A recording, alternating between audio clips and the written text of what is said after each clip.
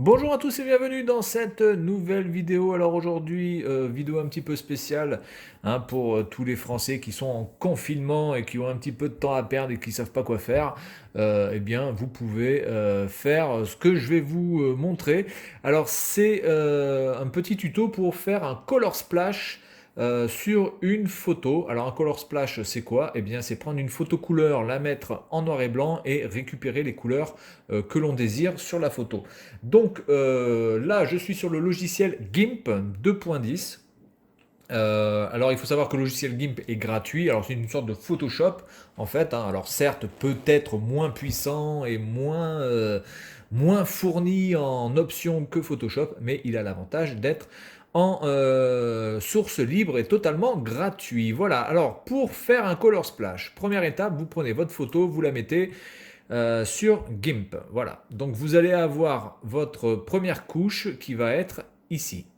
Ensuite, ce que vous faites, c'est que vous remettez une deuxième couche avec la même photo. Donc vous avez la première couche et la deuxième couche. Et nous, ce qui nous intéresse, c'est de travailler sur la couche supérieure. Donc ce que vous allez faire, c'est que chaque chose que je vais faire là, il faudra bien regarder que votre couche supérieure soit sélectionnée. Alors, vous allez dans couleur, vous désaturer. Désaturer va permettre de mettre en noir et blanc. Voilà, vous choisissez le type de noir et blanc que vous voulez. Moi, je vais le mettre en un peu plus sombre. Voilà.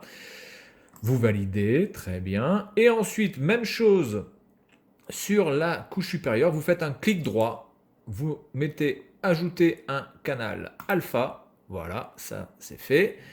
Et ensuite, tout ce que vous avez à faire, c'est d'aller dans l'outil gomme. Voilà, vous allez faire un zoom avec le bouton plus de votre clavier et vous allez, bon là j'ai modifié la taille de la gomme pour que ça soit un peu plus gros, voilà, et vous allez passer sur la zone que vous voulez garder en couleur, tout simplement, voilà. Donc évidemment, il va falloir faire du travail assez propre et pas trop bavé. Je vous conseille de faire plusieurs clics comme ça. Si jamais vous foirez, vous pouvez faire un CTRL Z. Parce que CTRL Z, par exemple, là si je fais ça, hop, vous voyez là j'ai mordu. CTRL Z, ça me permet donc de revenir en arrière. Voilà, et donc de faire un travail beaucoup plus léché avec la gomme. Donc il va falloir aussi évidemment modifier la taille de la gomme au fur et à mesure que vous allez travailler sur des petits détails. Il va falloir peut-être même rajouter du zoom pour bien faire les contours de tout ce que vous voulez faire sur votre photo. Alors le color splash c'est quelque chose d'assez sympa à faire sur les fleurs par exemple. Voilà, hein, tout ce qui peut être fleurs, ça peut être vraiment très intéressant. Et puis c'est un truc très facile à faire, hein, voilà. Bon, moi là je travaille à la souris, hein, donc c'est vraiment pas le truc recommandé. Je vous conseille quand même de travailler sur un, sur une tablette graphique, hein, une Wacom, voilà, hein, ou peu importe d'ailleurs, hein, Wacom ou Logitech ou ce que vous voulez. Mais c'est vrai qu'à la souris, ça devient très très vite, je vais pas dire ennuyeux parce que, mais c'est beaucoup moins précis. Et puis, on a un peu tendance des fois malheureusement, à faire le mauvais geste au mauvais moment, vous voyez. Donc là, c'est un peu trop baveux. Bref, là, je vais faire un moins. Donc vous voyez, là, je peux, déjà, vous avez un petit peu un aperçu de ce que l'on peut faire. C'est assez stylé.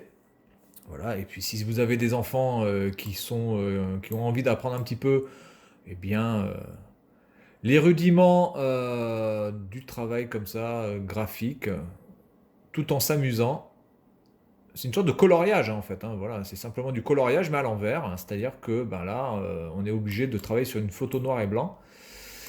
Enfin, on a une photo couleur que l'on transforme en noir et blanc et auquel on rajoute ensuite les couleurs, hein, tout simplement.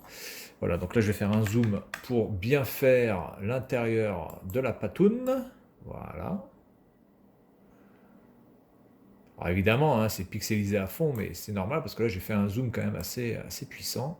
Je sais pas à combien je suis là de zoom, mais c'est un zoom assez puissant. Alors le mieux évidemment c'est de travailler sur des photos HD, hein, parce que évidemment si vous travaillez sur des photos extrêmement pixelisées de base, ça va être quand même assez problématique de pouvoir faire quelque chose d'assez beau en fait, hein. Voilà. Donc c'est quelque chose que je faisais régulièrement. voilà, quand j'étais plus jeune. Je me suis mis mes premiers travaux de photo étaient là-dessus. C'est quelque chose qui est vraiment accessible à tous, vraiment, hein.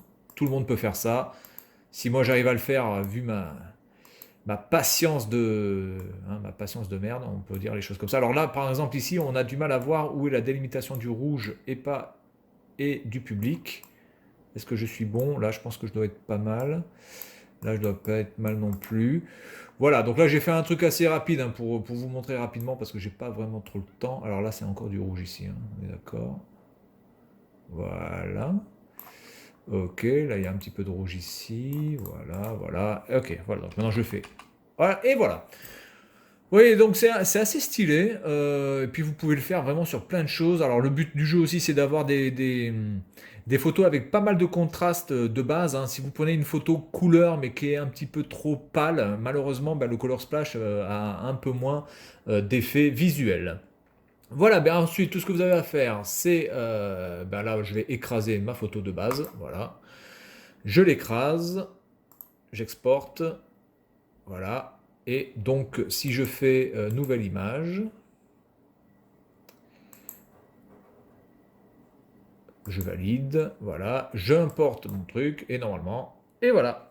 Donc, il y a mon image qui est sauvegardée. Alors, évidemment, le but du jeu, hein, ce sera de faire les contours les plus parfaits possibles, d'arriver à prendre tous les détails. Donc, n'hésitez pas à faire des zooms. Voilà, donc je pense qu'à la fin de cette vidéo, je vais vous mettre quelques exemples de Color Splash que j'avais fait il y a quand même déjà presque 10 ans, si je les retrouve. Et puis si vous voyez rien à la fin des vidéos, bah, c'est que je les aurais pas retrouvés ou alors que j'aurais eu trop la flemme d'aller chercher dans mes archives. Voilà, donc c'est tout pour cette vidéo. Et puis moi je vous dis à la prochaine. Salut à tous.